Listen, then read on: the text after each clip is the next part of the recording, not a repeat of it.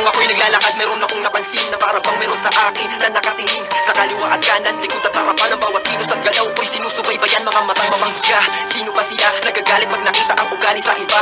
Ang hilig mamuna tapos magbibigay komento. Ang daming nasasabi pag galit sa'yo ang tao. Sa mundo'y walang perfecto, may maganda at pangit. Huwag ka lang magpapalamon sa inggit at galit. Ipitan mo lang ang kapit, huwag isipin ng iba. Ang totoo na sinasabi nila sa'yo ay sila. Sila na mahusay, sila na magaling. Sila ng totoo, ako'y nagsinungaling. Ang hilig ihamping ang sarili sa iba. Pag napuna ba ang mali sa'yo ay tama na sila. Matang maghusga, tanong kung sino nga sila. Silang mahilig mamuna ng ugali ng iba. Tumingin ka sa salamin, sarili mo ay tangin. Sa akin ay may kamalian, o baka sa inyo'y alamin.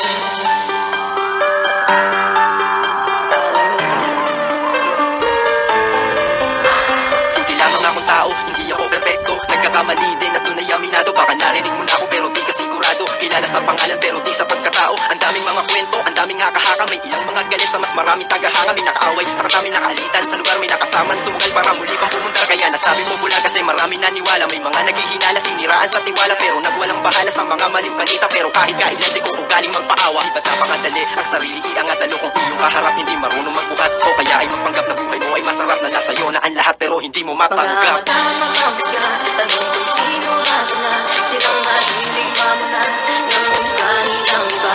Tumingin ka sa salamin, sarili mo ay tangin. Sa akin ay may kamalian, o baka sa inyo'y alamin. Sigaw parang masabing malupit. Kung minsan nga ang malumanay mas nakakasakit. Subukan mo pumikit, pakinggan ang bulong-bulungan at gawin mo ulit. Baka iyong maunawaan, kilala mo sila, kilala mo ako.